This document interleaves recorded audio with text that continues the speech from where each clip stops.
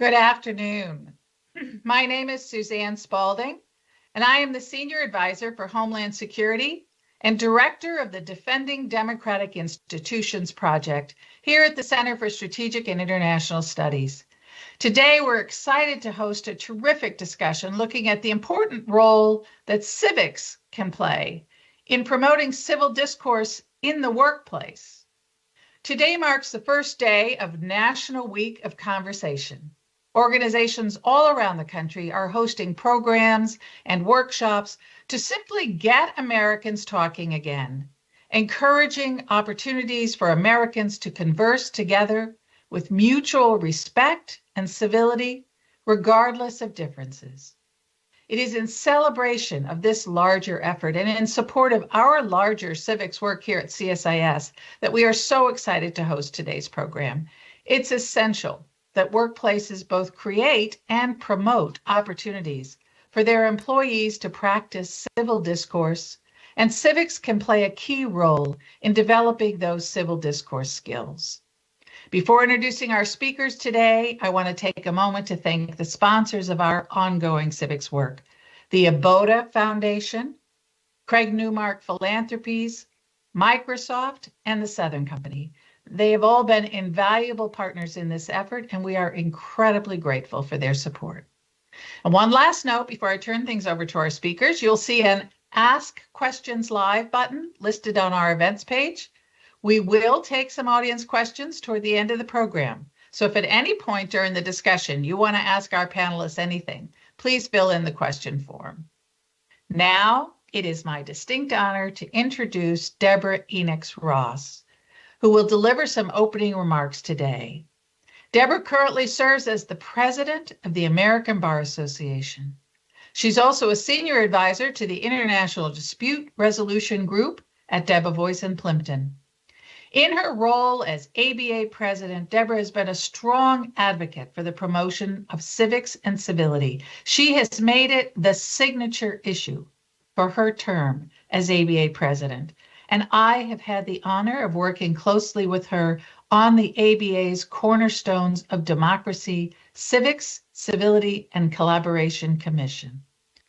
Over the years, she served in a number of other roles at the ABA and at the International Bar Association, including chair of the ABA Center for Human Rights and chair of the ABA International Law Section. We are so thrilled and honored that she has taken time from her very busy schedule to join us for this important discussion. Over to you, Deborah. Thank you, Suzanne, for that really introduction. I hope you can hear me because I did try to unmute. That's the rule number one, still with all of these virtual meetings, is to unmute yourself. It was just a very generous introduction, and it is so typical of you and the way that you conduct your meetings and conduct your work. And so it's a real honor to be here. I do feel a bit like that movie, Everything, Everywhere, All at Once, maybe without the Oscar, but it was really important for me to be here because, as you've indicated, as president of the ABA, I have been focused on what I call the 3 C's: civics, civility, and collaboration. These are what we call the cornerstones of democracy, and you are serving on that commission, which has done tremendous work. And I'm really very proud of the way that the 3 C's have been taken up, not just within the legal profession, but across professions. That's the collaboration piece that we talk about, why it's so important for us to promote civics and civic education and civic engagement, and to promote civility so that we can have difficult conversations, but do it in a way that is productive and that leads to a more just, equitable, secure society. So the fact that we are focused now on civility at work is extremely important. And so I do thank you for this work and recognize that this is an ongoing conversation. and that it's important that we maintain these conversations and have this focus in the ABA. Law Day this year is May 1st, and it will be the feast of Law Day will be the cornerstones of democracy, this whole civics, civility, and collaboration again as part of our work. And it will be, for me, I hope, a legacy of promoting civics education, promoting civic engagement, promoting civility, and promoting working across professions so that we can all do our part to create the more just society that we would like. I'm going to stay with you as long as I can, but I want to thank all of you in advance, the speakers in advance, for the work that you're doing. Thank you for your collaboration with the American Bar Association. And I could not leave being ABA president without saying thank you to our members, and to those of you who are not ABA members. I would encourage you to join us so that we can join in doing this great work together. Thank you all very much.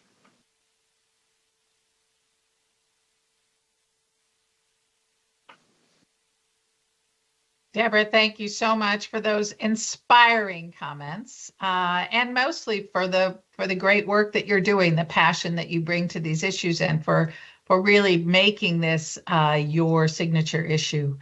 And I'm very grateful that you're willing to stay with us as long as you can till you get pulled into another meeting. So thank you for that, for being willing to join the conversation with our illustrious panelists who have, as I said, been such strong allies and leaders really in advancing civics and related competencies. So we are joined today by Ginny Badanes, Senior Director of Microsoft's Democracy Forward initiative.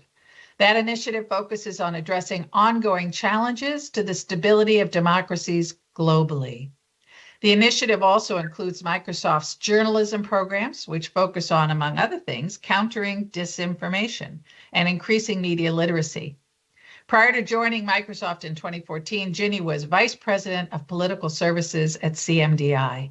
And in 2021, Ginny was listed as one of Washington Magazine's, quote, most influential people in national security and defense. And I can attest to that. She is also everywhere, all at once. And she is part of the planning group, I'm proud to say, for our civics initiative. Ginny, thank you so much. We are also joined today by Preston Golson, a director in Brunswick Group's Washington, D.C. office. In addition to his work dealing with cybersecurity and technology crises, Preston helps lead the firm's work supporting companies in their efforts to be more resilient against disinformation.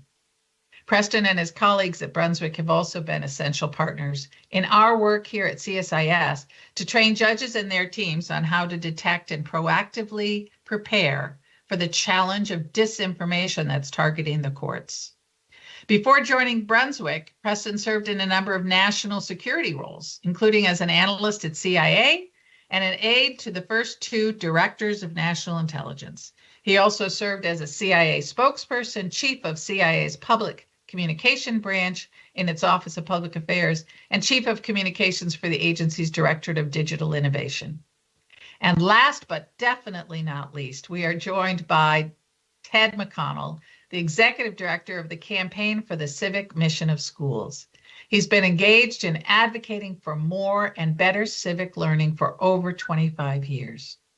In his career, he has served in staff positions in all three branches of government, and currently he serves as a consultant to the Annenberg Public Policy Center's Civic Mission of the Nation initiative, and another key advisor to our Defending Democratic Institutions project at CSIS, someone without whom we could not have embarked on this effort to promote civics education.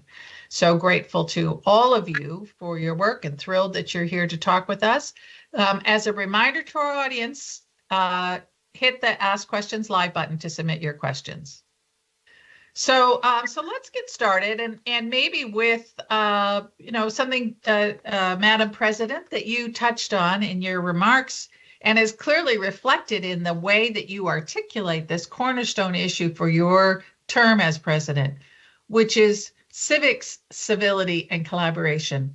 Talk to us a little bit about how you see civics and bringing civics conversations into the workplace, advancing that goal of civil discourse. Yes, thank you for that, Suzanne. So when I began to think about running for ABA president and what would be the area where I wanted to focus, at the same time, I was getting a lot of questions from my non-lawyer friends. And for those of us who have friends who are not lawyers, they think that lawyers know the answer to everything. Like they think you're a constitutional lawyer, they think you're a criminal lawyer. If you say lawyer, they just bring everything to you. But what I realized is they were asking me questions that really underscored the need for civics and understanding the branches of government and how they work and how they're meant to be separate. And they really weren't understanding how that works. And so I began to think civics. And it also demonstrated to me that without the understanding of civics and that civic engagement, you start to have people that are disenfranchised, and when they are disenfranchised, it doesn't mean that anger or that mistrust goes nowhere. It just means that they don't have a way of expressing it. And we have got to give people not only the tools to understand what should be going on, but then understand what their role is and what they can then do when they find that society is not functioning in the way that it should. What are some of the productive ways that we can take that knowledge and then be able to make a difference and to make changes? And so for me, they're really two sides of an issue. There's the civic understanding, and then there's the civility. And for lawyers in particular, because we do have codes of ethics and we are called to conduct ourselves in a certain way, I think that we can lead in these conversations, but it is not exclusively our conversation. And that's why the collaboration is important. We need the journalists and business leaders and educators and faith leaders and national security advisors. We need all of us coming together to be able to promote civics and civility if we are really going to see the kinds of changes and the impact that we would like to see. I think you're on mute, Suzanne. I see you nodding, Ted. Deborah, I said that was incredibly well put, and I know that it's music to Ted's ears because he's engaged now with Annenberg on this civic mission of the nation. So your comments about the whole of nation approach being absolutely essential here. And Ted has really been, really prodding us to talk about advancing civics knowledge, and civic skills. So Ted, if you want to give you an opportunity to from your perspective, how you see this relationship between advancing the knowledge of how our government is organized and the role of the individual, and being able to promote this civil discourse, for example, in the workplace. Civics, civility, civitas is how I'd formulate it. First and foremost, of course, thank you, Suzanne, for the opportunity of being here with this very distinguished panel. And thank you, Madam President, for your extraordinary advocacy for the civic mission of our nation's schools. It is much appreciated. It starts at home, of course, with parents who stress the value of civility and the vital necessity of civility. But in the educational sense, it is the province of civics classes and the social studies, where we stress the importance of engaging in civil guided discussions of contemporary issues. And I'll say more about that in a minute. But I go back to civics, civility, civitas. They flow together with civics and civics knowledge being the key. So, Ginny, you have been spearheading in many ways the very proactive work of Microsoft to advance civic knowledge, but also those civic skills. Talk to us, sort of with some specifics about how you're doing this at Microsoft and how you as a company see the relationship between advancing civic knowledge and creating a more cohesive workplace. Sure. Well, just to echo again, thanks to CSIS and you particularly, Suzanne, for your leadership on this. And apologies for a scratchy sounding voice. I had a college reunion and children's sports over the weekend, which was a bad combination for my voice. But sounds like fun, though. A great weekend, yes, for sure. Yeah. As Microsoft approached this question of sort of what was our core civic responsibility as a corporate leader, one of the things that we thought a lot about was, of course, our employees and also our customers, and sort of acknowledging that we have a way to influence and work with those groups to improve their civics literacy and their civility and those sorts of things. But then we started, to your point, getting into the specifics of what does that look like and how do we do it. One of the first things that we did was pull together what we call an internal civic engagement hub for our employees. We found that we had a lot of employees who did not have easy access to things like how to be engaged in their own civic community. And with the proliferation of issues kind of raising up to the national level so quickly, we found that a lot of people were engaging on political issues, but not in a way where they could actually affect or see change in their real lives. So one of the things that we wanted to make easier for them to access and to act on their own behalf was, how do you go to a school board meeting? Do you want to run for office? Here are some tools to consider how you might run for office. Here are some of your colleagues who have run for office. We do profiles of them to give them a sense of what's possible and what's out there. Really trying to re-energize this idea of like your own community is something you should value and spend time in and contribute to, which is really kind of the definition of being an active civic participant. That also brings us, though, to the idea of civility, because I think of civility sort of as being an action of being an active civic participant, right? If you want the best for your community, whether that's your workplace or your neighborhood, you know that you need to work with others. You know you need to be able to engage and hear each other out. And so that's why we are also focusing on civic discourse. That's something we're moving towards in the next sort of half of the year, is how can we encourage our employees to be civil to one another, even though we might be sitting in places of great disagreement.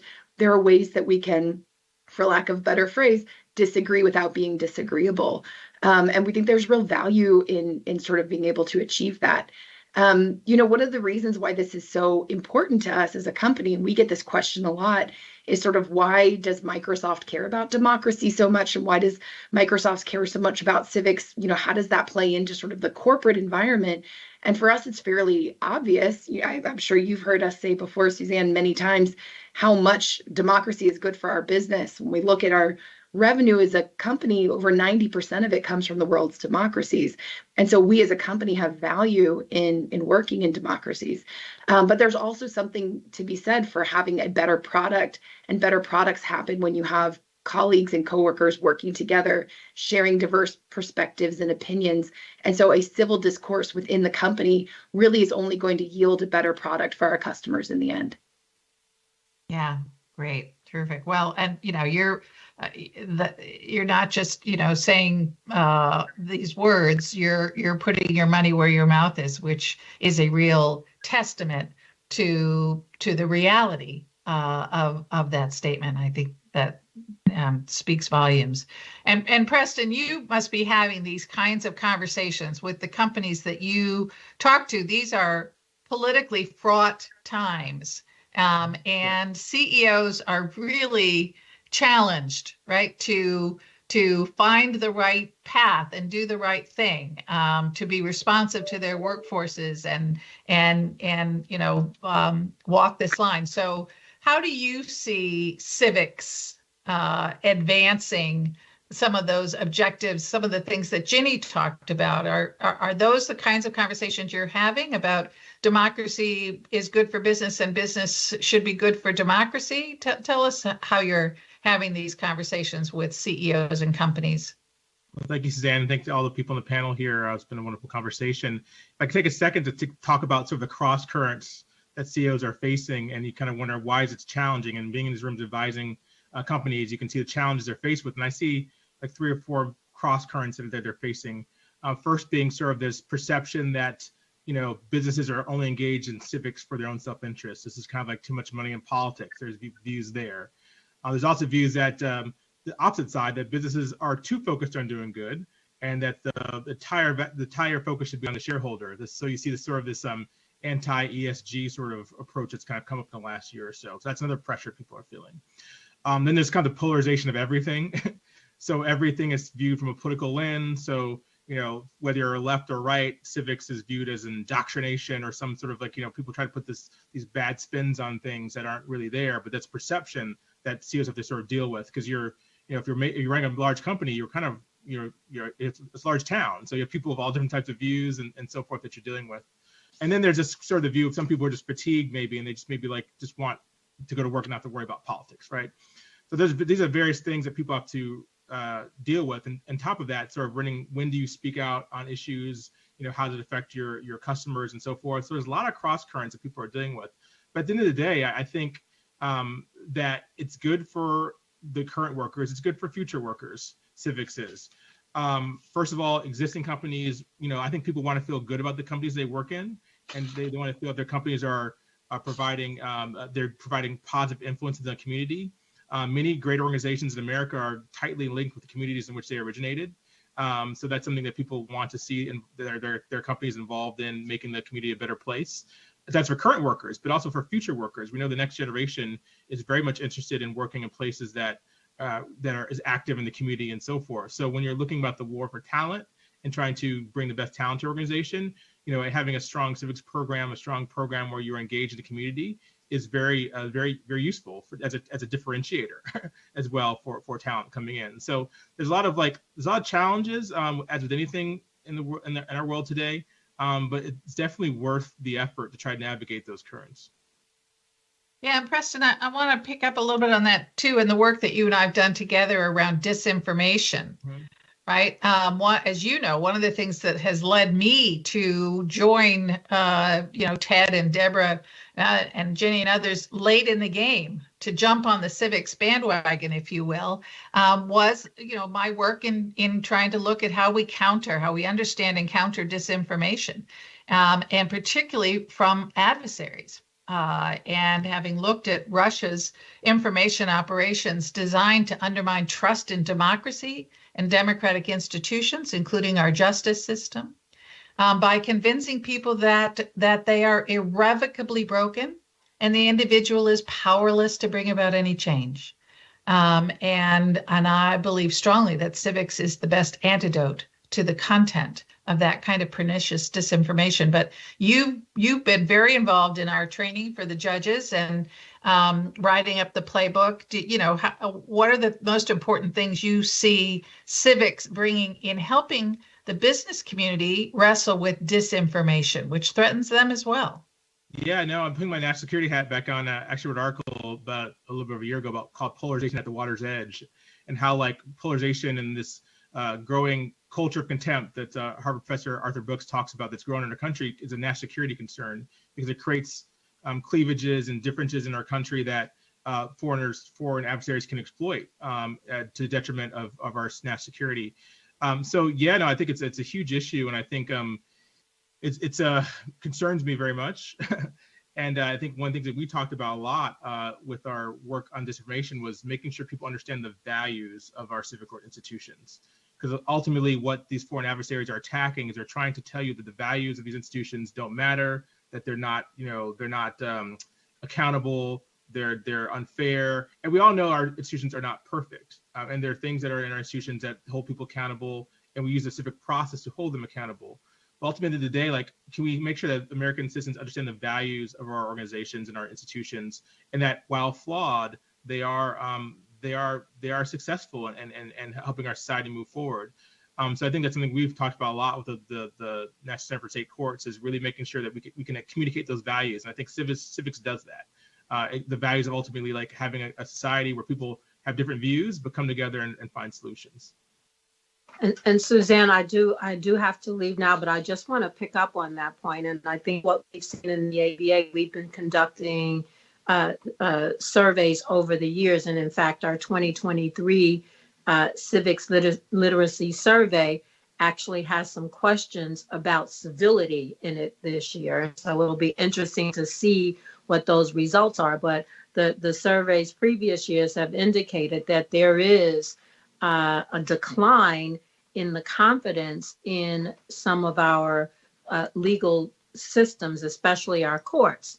And that, as I don't have to tell any of you how dangerous that can be, because again, when people don't have confidence in the courts, it doesn't mean that they don't have disputes that they need resolved. It means that they think of other ways of resolving it. And we don't want that. We want people to be able to have the confidence in our courts, whether it's the federal courts or our state courts. And by the way, we're seeing that decline in confidence across the board. It's not just the federal courts. It's not just the Supreme Court, which has, of course, been in the news of late, but it's state and federal courts. So this really is, for me, a clarion call moment. We have got to make sure that we are promoting the civics, we are promoting civility, and I often talk about, agree to disagree in some of my speeches, and it doesn't mean when we promote civility that we're saying you're less passionate about your views. It just means that you need to channel that passion and that energy into ways that are productive. So again, thank you all for what you're doing here to get that word out and what we're trying to do at the ABA. And I really appreciate this opportunity to have spent at least a small portion of time with you. Well, we're so grateful. Thank you so much, and good luck with the rest of your term. And you've got supporters here standing ready and willing to help with this important issue that you have taken on. And thank you so much for it. Thank you all. Yeah, take care. Suzanne, if I can follow up with gratitude to Deborah for all that she's done for civics. In addition to promoting civility, in addition to when it is taught, when there is time for it to be taught, to promoting an understanding of our institutions, good civic education, like we describe it in the Civic Mission of Schools reports. I'm reminded of so many studies that have been done, like most recently, the U.S. Chamber of Commerce Foundation commissioned the Harvard Business School to do a study that showed, like so many studies before have, that effective civic learning, again, like we promote in the Civic Mission of Schools report, helps develop essential workplace soft skills like personal responsibility, the ability to work well with individuals of differing backgrounds, and yes, civility. Our proven practice number 2 in civic education is students should be afforded the opportunity to practice civility through guided discussions of current and controversial issues, so they can practice agreeing or disagreeing agreeably. They can practice respectful dialogue. And by the way, it's never too late to learn how to engage in civil dialogue. Yeah, great. And I think that is not the same as debating. I think a lot of high schools, give students an opportunity to have debates, and I think that's great. I do think you should have to argue. You should be encouraged to argue the side that is the opposite of what you actually believe. That's a good exercise. But I do think that it's that debate, kind of like elections, sets up this idea of you either win or you lose, and that the discussion is about convincing, as opposed to the discussion being about listening and understanding. And I think that's the sort of key skill that maybe doesn't get picked up otherwise. Ted, you wanted to respond to that? Yes, Diana Hess and Paula McAvoy, two of our nation's stellar schools of education officials, have written a book called Controversial Classroom, or Controversy in the Classroom. It shows how to do exactly what you were saying, Suzanne. Develop the skills, not in a formal debate, give and take, but develop respectful dialogue. And that's what we mean in our proven practice number 2 in civic education. So is that the kind of thing, so as we focused on civics at work, as you know, we tried to think, we pulled together a roundtable. You guys were all part of those conversations where we brought in smart people like you to help us think through how do you translate these kinds of concepts that have been relatively well developed for the K through 12 environment into the workplace, into community college. How do you develop this for adults? And it's tricky because you have a limited amount of time, right? That's not what they're there for, in theory. And you're talking to adults. So Ginny, I know that you guys at Microsoft have given this a lot of thought. How do we translate these concepts in a way that is workable, viable, appealing to a workforce? Sure. Well, it's people are people no matter where they are, but when they're at work, I think that there is a sense of professionalism that we can actually leverage to further these conversations, because people, particularly at Microsoft, I can't necessarily speak to other companies, so I'm sure this is the case elsewhere. They value their jobs, they value their colleagues. There's a sense of sort of good faith amongst one another, I think in many cases, and a shared mission. Quite literally, we all sort of sign up for the mission of the company, and then the mission of our orgs and our groups and our teams. And so once you have that sort of thing that we all can agree on, we're working on trying to make that sort of the center of then how we have these conversations. Once you acknowledge the areas of agreement, and identify sort of a shared interest, shared bond, shared mission, it's a lot harder to sort of hate the other person. And so that's one helpful way that I think we can use the corporate environment to have these civil conversations. There's also sort of the reality as people enter into these kinds of discourses that they don't want to limit their career potential. And so I do think you have a bit of restraint that comes into these conversations because of that. I think what's challenging is you want to make sure there's restraint, but not that people feel like they're stifled from sharing. And I do know that that's something we will have to continue working towards, particularly in an environment where sort of the perception is that most people at a company that's West Coast tech based is going to have a single political perspective, which is of course not the case of as many employees as we have at Microsoft. In fact, we have employees around the world and across the country. So not everyone is a, Silicon Valley, Pacific Northwest type person. But you do have sort of a perception of that you have to work with your colleagues on to understand that perceptions may not be reality and that people will come from a different political background. So I'm not suggesting we have it all worked out, but finding that area of shared agreement, shared mission, with a little bit of a healthy professionalism, I think is a way to create a dialogue that is actually going to move the ball forward. Yeah, I think that's such a great insight, Ginny. And I would say that's one of the, I think, a potential difference between the kinds of things you can do in a K through 12 environment and the things you might want to focus on in a workplace. You might not necessarily want to focus on controversial conversations in the workplace.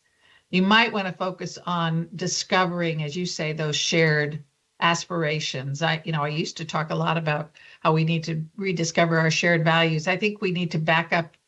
I think we're at a point in this country, sadly, where even agreeing on shared values may be difficult, but at least shared aspirations. How many people in this room think government should treat everyone fairly, regardless of how much money or how much power you have? Who's going to disagree with that?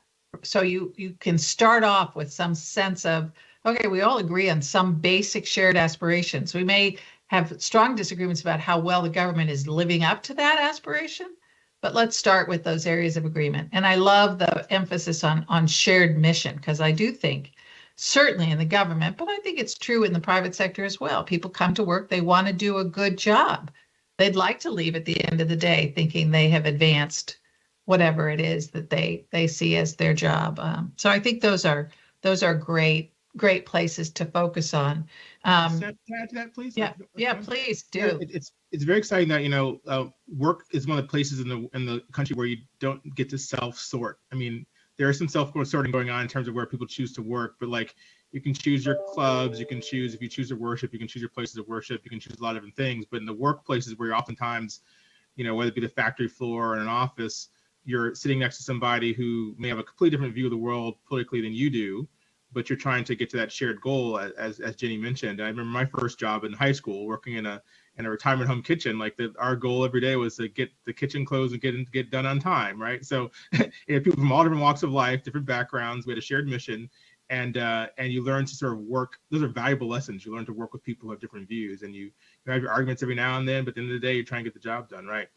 So that's what the workplace sort of provides. That sort of like one of the places in America that's not as self-sorted as many of our social media and other things are.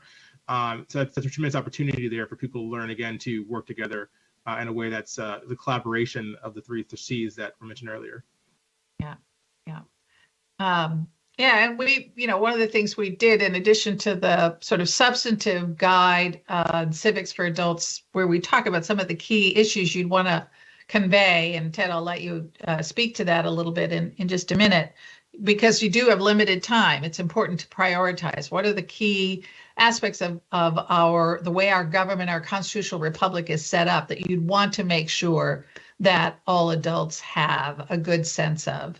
And then we make up, we've got a guide for implementing civics at work that talks about some of the ways in which you can then convey those concepts in ways that can be fun and team building for your workforce, whether it's, teams playing civics trivia from the citizenship test, or looking at a community problem. You talked earlier about, focusing on those community issues. Ginny, you talked about that, can be really important, your local community. That's an area where the big sort of culture wars and controversial issues might fall by the wayside. You're focused on getting that bridge on Clark Street repaired, right? You can come together around that as a shared mission, for example. But Ted, let's talk a little bit about some of the key concepts. Deborah Enix-Ross touched a little bit on some of those key concepts, but what do you think are some of the most important concepts, given the limited amount of time that you have with a workplace, that you think adults ought to have? Ted, you need to unmute. Yep. As I was saying, certainly an understanding of the criticality of the rule of law and concepts similar that underlie our free enterprise system. A basic understanding, there are three branches of government. This is how they relate to each other. This is federalism. These are the powers reserved to the states. This is what the Bill of Rights means. These are concepts that should have been taught K to 12, but for a variety of reasons, for 2 generations, in far too many schools, in far too many places in this country, we've failed to effectively teach civics. So there are a network of innovative resources, and you mentioned a couple of fun ones a minute ago, Suzanne, available that have largely been developed for high school, that can be adapted. In many cases have already been adapted for use in adult settings. And one key thing is most of these resources have been developed for use in a classroom period, which is 50 minutes, which is like a lunch hour in a business setting. And they're available at the Civics Renewal Network.org. That's all one word, civicsrenewalnetwork.org, the brilliant brainchild of Kathleen Hall Jameson, the person behind factcheck.org at the Annenberg Public Policy Center, has brought together 40 plus of the nation's very top civic learning resource providers, ranging from Deborah's American Bar Association Public Education Division, the Khan Academy, National Archives, the Library of Congress, dozens of nonprofits like the National Constitution Center, the Reagan Presidential Library, the Edward Kennedy Institute, the Bill of Rights Institute, the Center for Civic Education, and iCivics. They're all available they're largely written, Bloom's taxonomy, in adult understandable language and adult style, available at civicsrenewalnetwork.org. Start with Suzanne's Civics at Work Business Implementation Guide. It's absolutely brilliant. Suzanne wrote it with Davey Nair. That's going to give you the ideas to implement a program at work. And then there are the resources at civicsrenewal.org.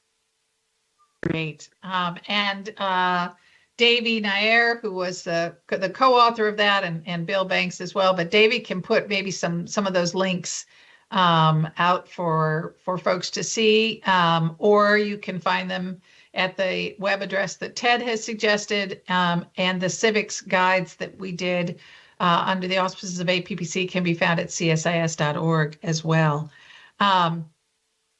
So what are some of the key considerations? Ginny, what are some of the things that we ought to be thinking about as if there's folks listening to this who think, I might be interested in doing this in my environment with adults, whether it's a law firm or a business, or it might be a community college.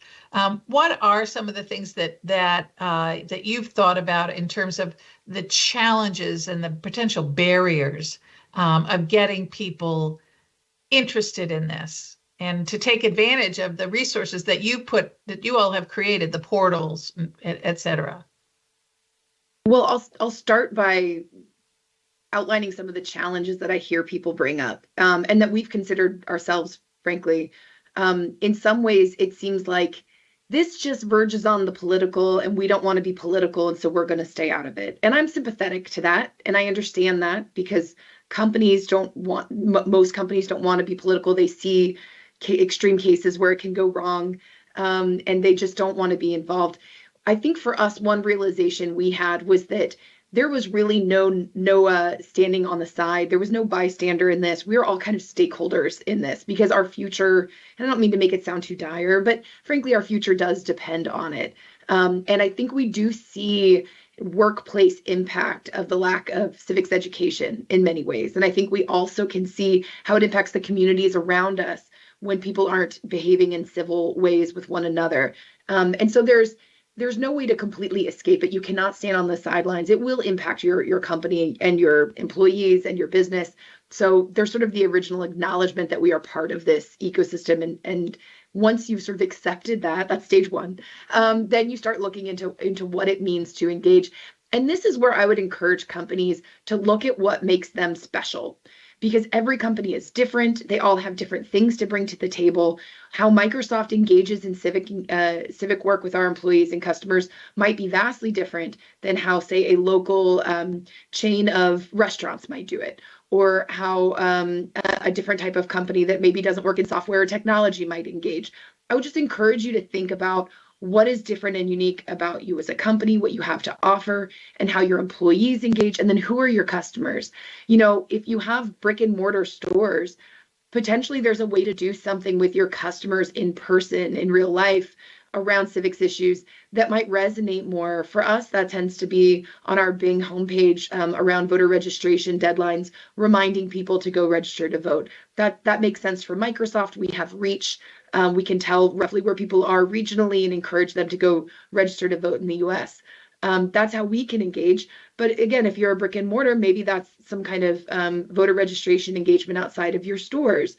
So just think of what you have to bring to this conversation. Look over some of the materials that have been created and think about where you fit into it. And that would be where I'd start. And then I'd also just think about local community, not to keep harping on that. Again, I just talked about how we're a big global company and we have reach everywhere. But in many ways, a lot of our headquarters is based in the Seattle area, and a lot of our employees are there.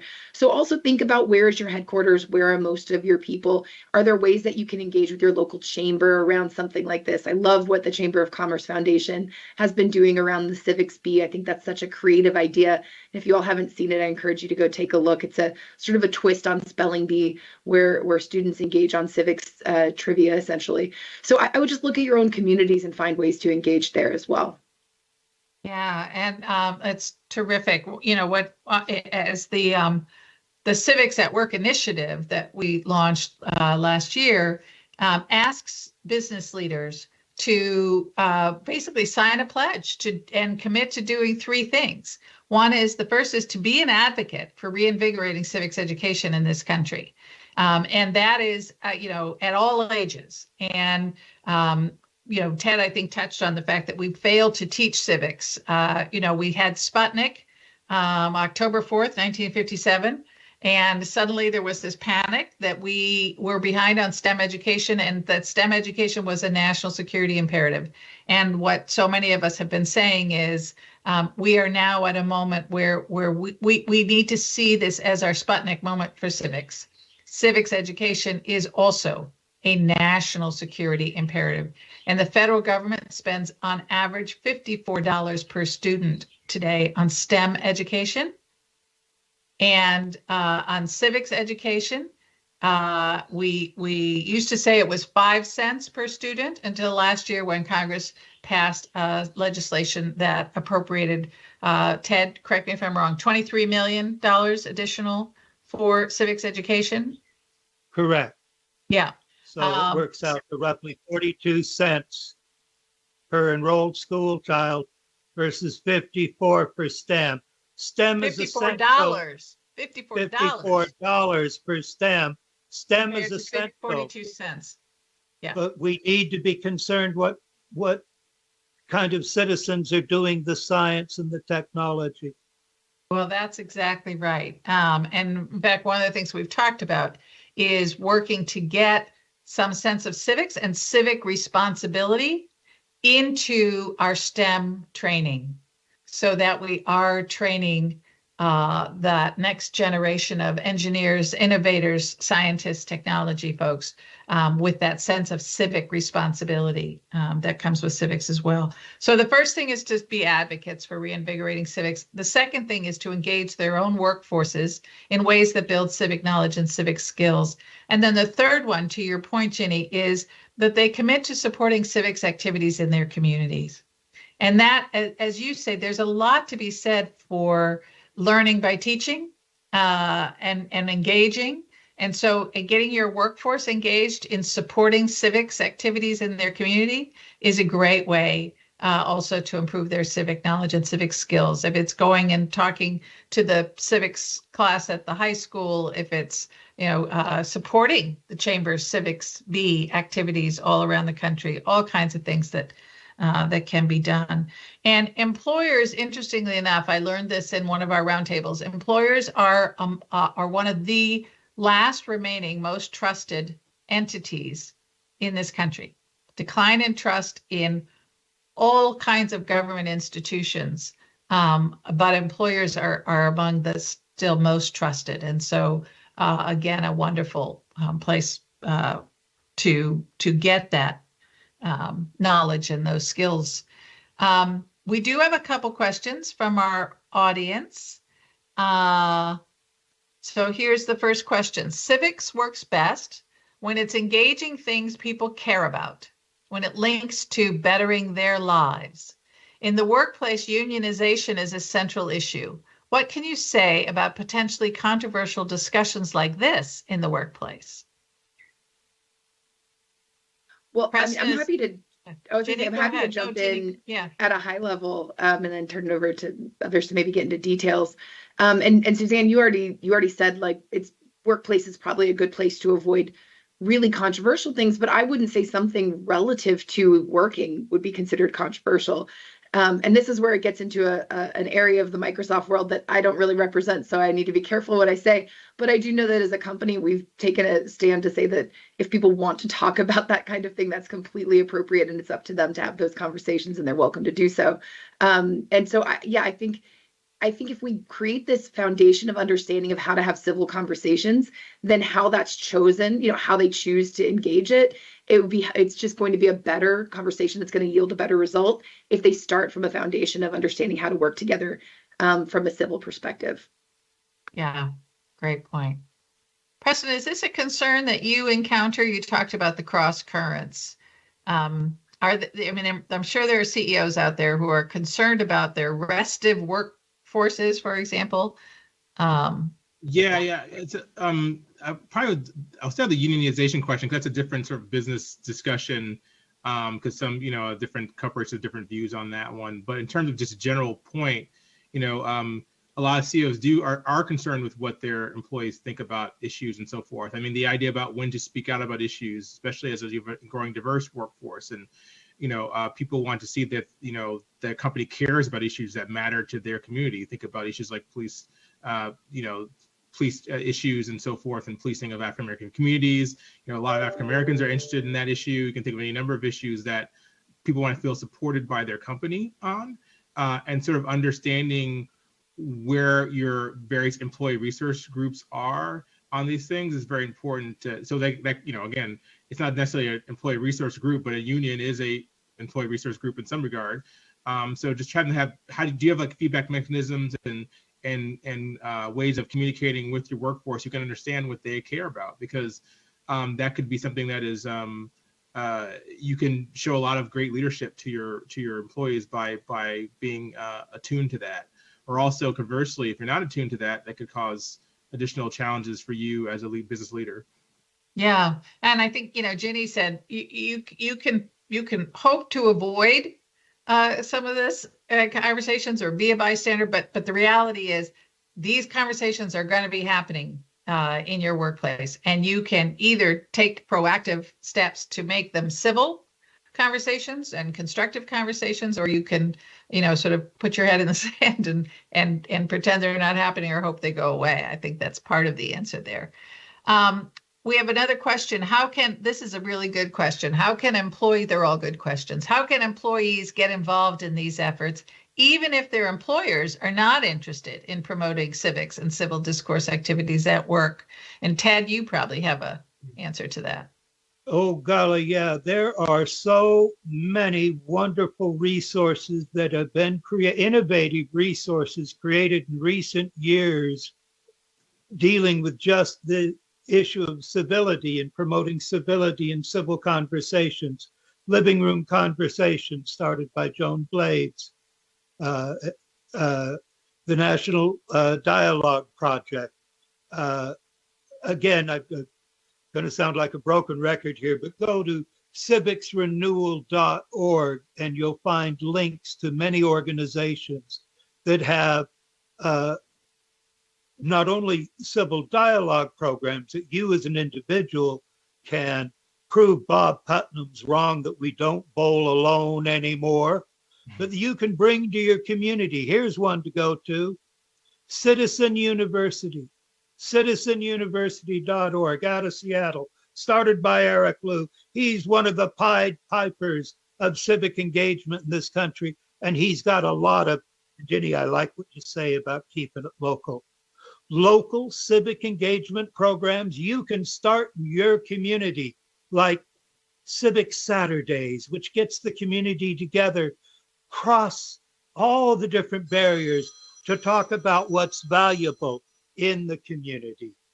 Citizen University. There's some ideas.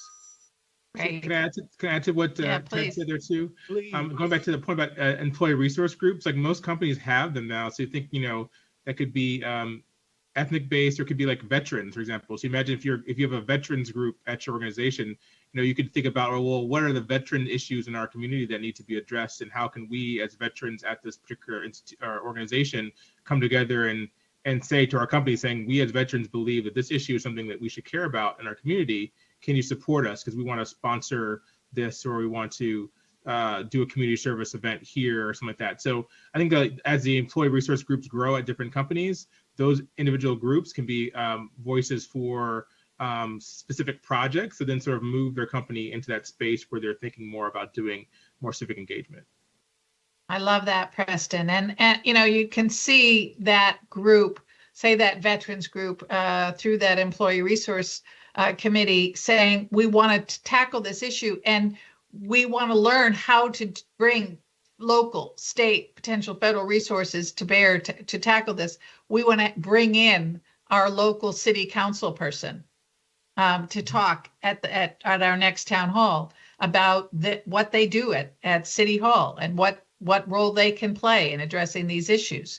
And we want to bring in a state legislator, and right. So learning around a common issue that you actually care about, I think, was the thrust of the question and earlier. And I think it is. It's a very powerful way to learn.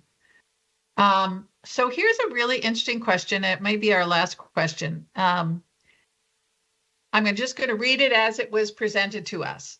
Social norms don't sustain themselves without quote unquote enforcement. Social sanction when they're violated.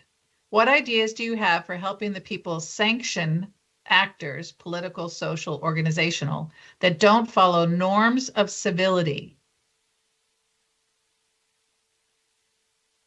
So you can challenge the premise of the question, or you can, talk about how do we reinforce, if civil discourse is a norm we want to encourage, how do we reinforce that norm? If you're not as comfortable with, how do we sanction those who I think you lead by example. I mean, I don't think. I'm a big believer in there's free will, and then trying to force people to do something only cause them to dig in further. So I think you lead by example. You have to show people the positive effects of civil discourse, and you need to do that more and more. I think the people we've been too quiet about the positive effects of civil discourse, and in that quiet, we've allowed other voices to sort of take the initiative. So, and you're not going to sanction people back to where you want them to be. You got to show them the right way of doing things and show them the positive side of things and bring people over. It's English language is very interesting. That, like, a word like compromise has two different definitions to it. If you looked at it. One definition is that a mutual agreement, and the other definition is that you're settling for less, right?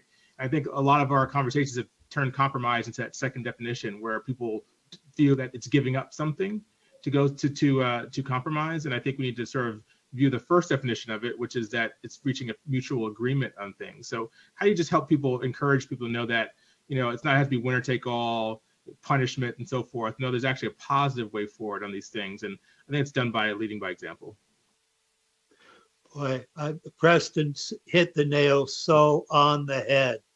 That starts with leadership at all levels.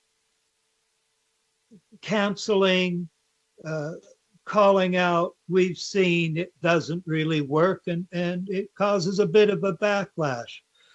But insisting upon civil norms of behavior through leadership at all levels of business, at all levels of society, is the least we can ask for.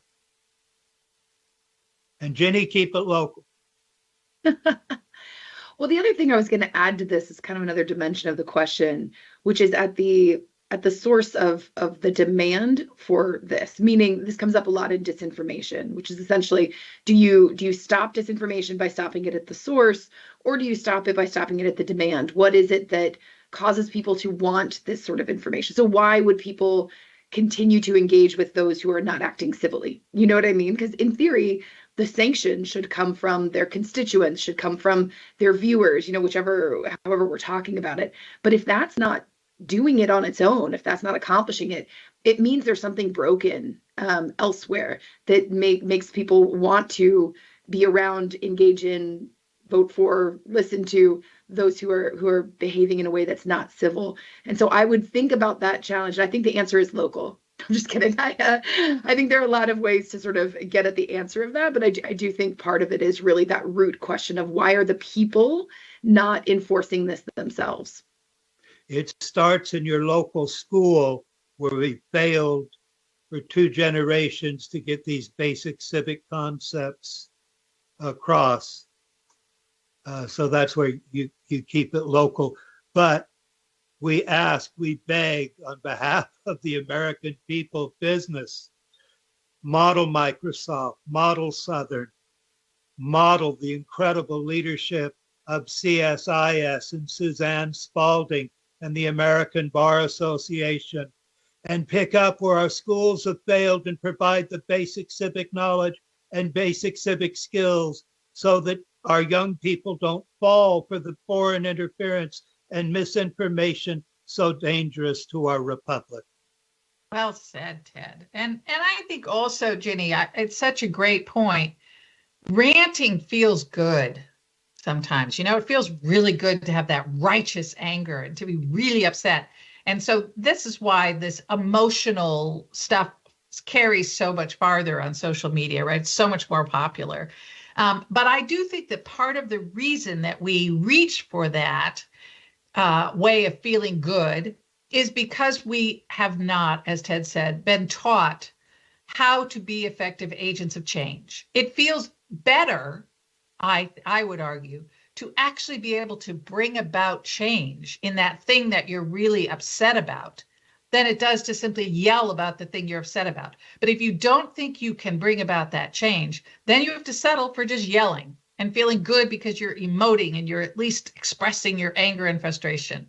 So this is, the way in which I see civics contributing to civil discourse and a better path forward for our nation is empowering individuals to be more effective agents of change so that they can reach for that rather than just that emotional response.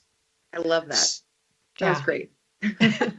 Good. So we will end the panel discussion there, but I would encourage folks to stay on because we've got an inspiring video. It's just 7 minutes with highlights from national security leaders and civics leaders talking about why they think that civics is a national security imperative. If you can't stay on to watch it now, you can find it at CSIS.org. But we're going to play this video now, and then I will come back on to wrap it up. But I want to thank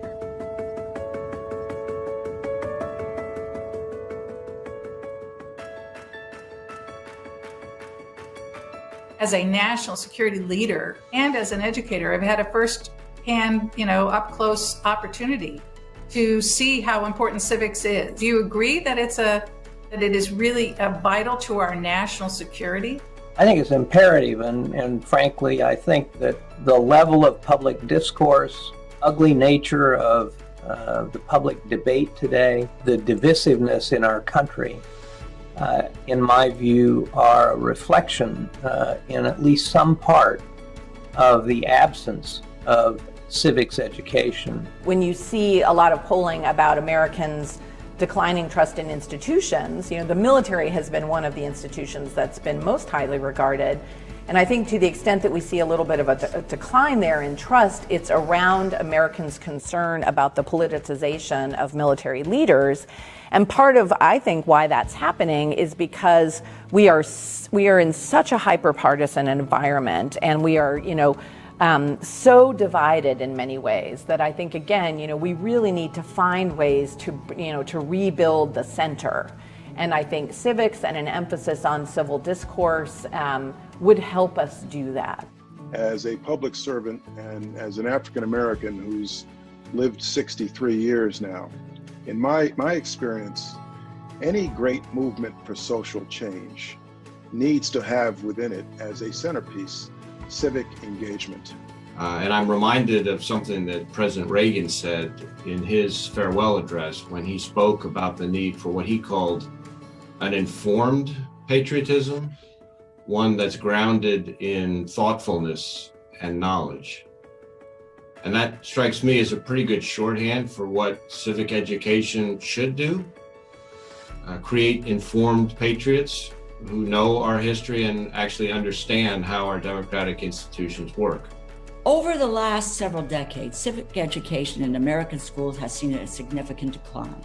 The event of January 6th highlighted the consequences of this neglect towards civic education, and it can be seen in our current state of divisive politics and a lack of knowledge and an understanding of democratic principles, norms, and institutions. A robust investment in civic education is needed now more than ever, as a continued deficiency in these values presents a national security crisis. Democracy is a beautiful experience. It is an experiment. It is not a finite thing that happens to you. And we need to impress upon everyone that we need people to participate in that system. But we also need to do the work to address the disparities within the system so that when we send empowered people in, that system is ready for them to engage. Frankly, it all boils down to if it doesn't work for any part of us, it doesn't work for any of us. So we really do have, and we see this now, I think, in what the coronavirus and certainly the protests on police violence have revealed, and that is that there's a huge set of issues, structural issues we're going to have to address and develop new approaches, and that means civic engagement, and that's got to have a civic education preparation.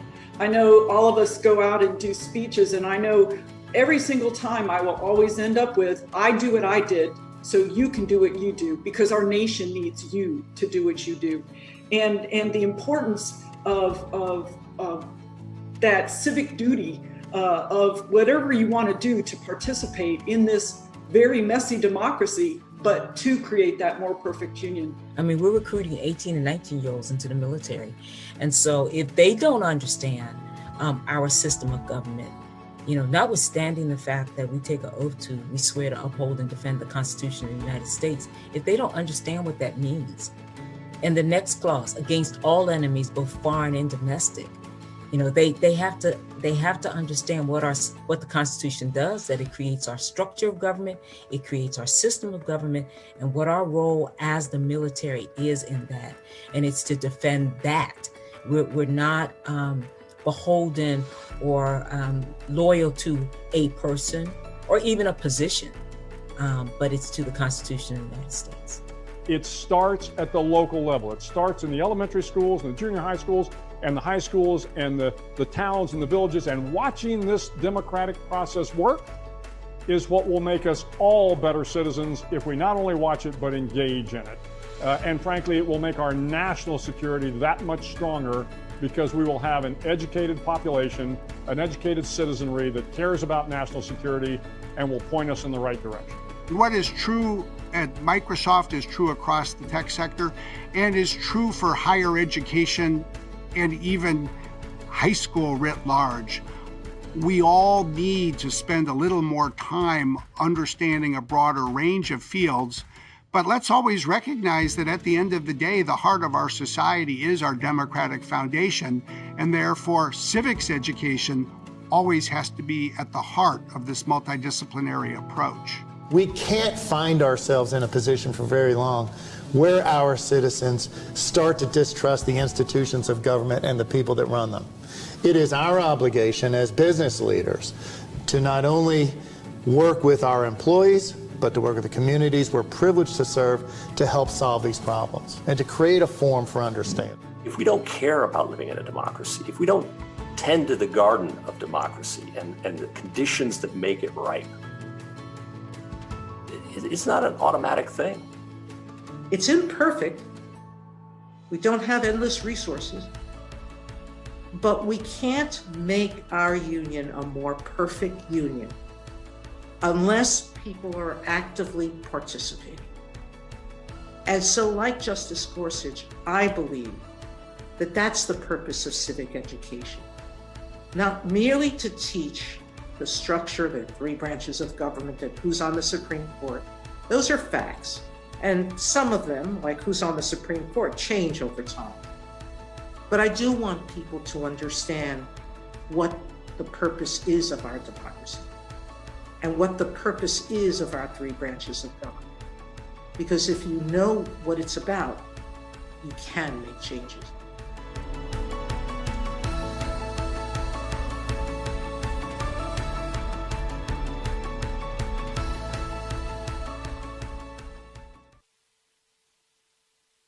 I hope you were as inspired by these leaders as I have been over these last few years that I've had the honor to interview them as part of our strategic dialogue on civics as a national security imperative.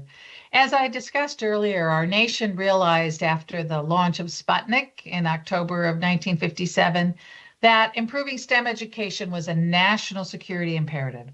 And our message is that reinvigorating civics education and civil discourse is an equally vital national security imperative. And business leaders can play a key role, helping to build the civic knowledge and civic skills upon which our constitutional republic depends, while at the same time fostering a more cohesive and inclusive workplace. I want to thank you very much for joining us. And for more information on our Civics at Work initiative and our other civics work, go to csis.org. Thank you so much.